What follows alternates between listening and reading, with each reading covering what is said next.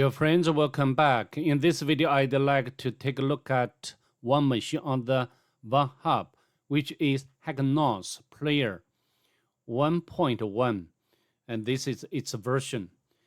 And as you know, I like this series, hackNos, very much. You should try it yourself. The link will be added into the description section below so that you can try, you can download by yourself. And I think the key to success of this mission would be patience and also, be very careful. Otherwise, you will get your work done, okay? So without further ado, let's just get started. We can switch over to the Linux VM. First of all, we need to discover the IP address of the target. And the utility I'd like to use, as always, would be net discover. As you can see over here, the IP address of the target could be recognized as 134. So what are we going to do next? We need to do the port and surface scanning with a map. To save time, I've already completed before. So for now, we just get out its result. So as you can see over here, I used the options like scene scan, the virtual scan, the default script scan, followed by the -p to do the full range port scan. The last option of all is ON to output the result into this file. Although the IP address has been changed from the first time when I did the machine. Anyway, the target has two open port numbers. The first one is not 22, is 80. Which is running HTTP service, and also the version information Apache 2. And the next one is 3306. Since we have already completed the port scanning and also the service scanning, what do we have to do next? We need to do the enumeration, or we need to enter into the enumeration stage.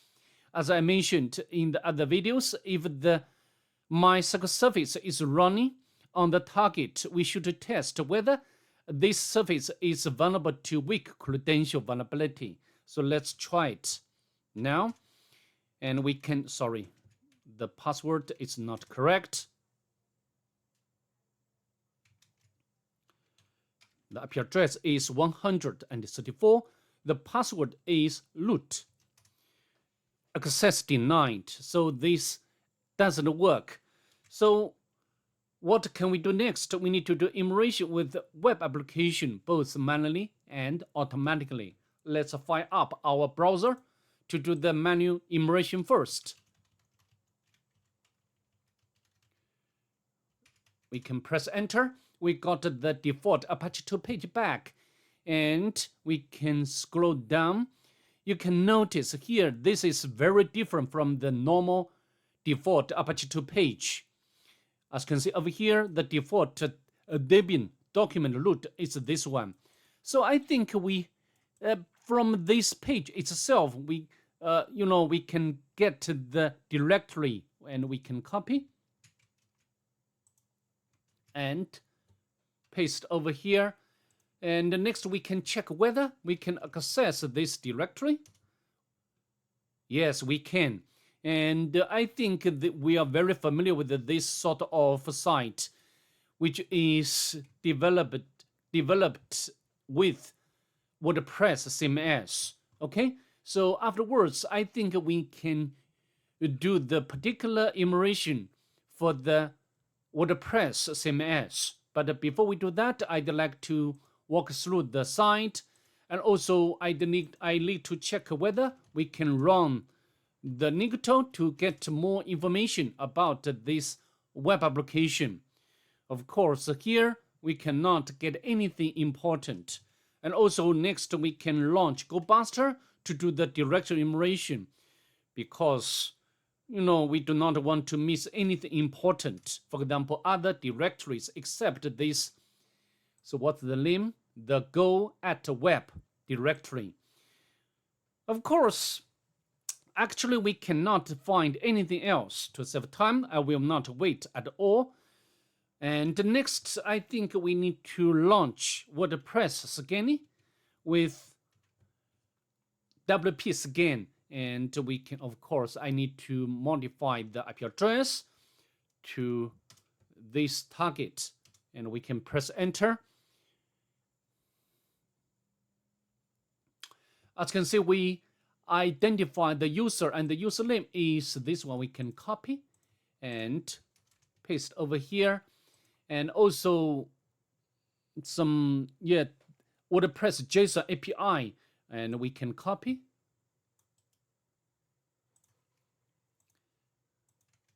So this is the reason why I stress the importance of the carefulness. We must be very, very, very careful.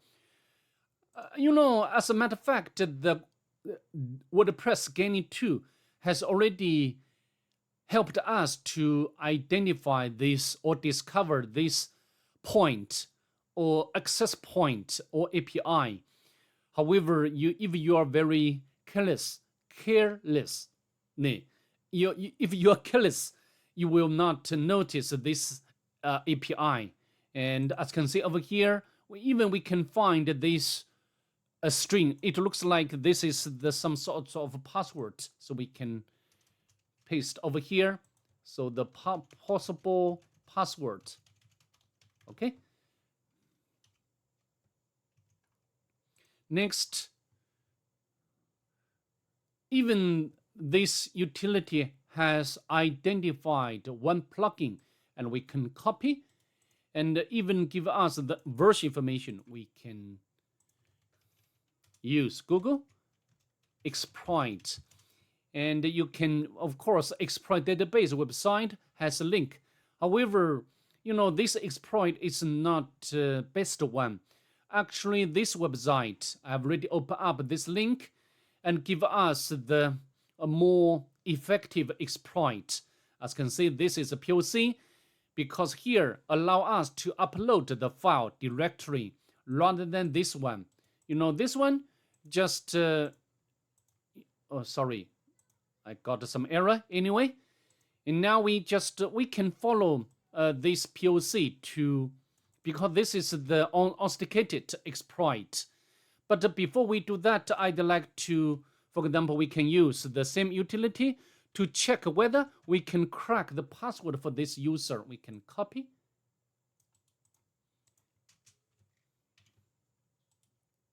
and paste over here, and then we can use the uppercase P to specify the password dictionary locq. Press enter. Of course, we cannot. And to save time of this video, I will not wait anymore. So how to do? I think we need to follow the instruction of this exploit. We need to create this file, and we can copy maybe, and we need to, and this is the form. So we can use this form to upload malicious PHP file, for example, like a PHP reverse shell file. Okay, let me show you in action. And we can use, for example, exploit, and we can paste over here. And we need to do some modification because the IP address, the URL is different. And we can remove, and we can copy from browser and paste over here. Okay, so now we can write and quit, and then we can use the Firefox to open it up, and we need to choose a file. We need to create the file, and the file needs to use the extension PHTML. So how to do? We can copy from my toolsets directory, and we need to do some modification. Actually, we need to change the IP address to my Kali Linux, and also the port number, and we can write and quit. And then we can set up the listener on the Kali Linux. So next we can choose a file. Sorry, I think I need to open up the tab. Make sure we have already prepared this file, and now we can select or navigate to our working directory, player and select submit. No error. Is error 0 means it means that we are successful. So next we need to, they even give us the location of the uploaded file. We can copy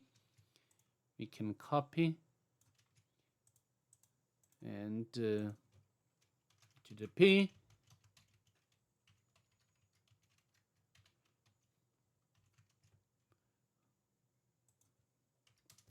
and we can click and then we can get the shell, right? And then we can spawn the interactive shell, import pty spawn. And next we need to do some local immersion. Sorry, we can go to the home directory, the 3 normal users, and also I'd like to check the kernel. This kernel is, although this kernel is not the updated, but I don't think we can find easy exploit, okay? So because just now we have already got the password, maybe we can try to use this password for these 3 users. We can try boot.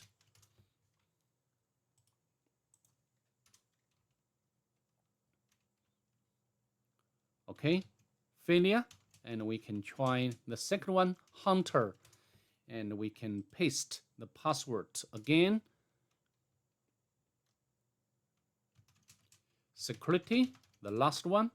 And we can paste over here. It does work. So now we can go to the home directory and go to another user home directory. At this moment, we do not have privilege to retrieve the user flag. So next we can try, we can make a lateral movement by running this command, find. So how to do? We can go to the CTF Orbin's website, so the find, and we can copy this command. So we can use sudo loss boot and find. We are successful. Okay, so next we can make another sudo. Even we can, run Ruby to make another loop, lateral movement. Sorry, we can use sudo with u hunter. And so how to do? We also can go to this website to get okay, sudo, very easy. We can copy and Ruby, and we can run ID. Now we have already become hunter, and then we can get the user flag, and now we can run another sudo. Very easy. We just the privilege escalation is very easy, and we can input GCC, and we can copy the entire command and paste over here. It does work, and then we can navigate to root directory and can grab the root flag. So that's all I'd like to do in this video. See you in the next one. Bye. Have a nice day, please.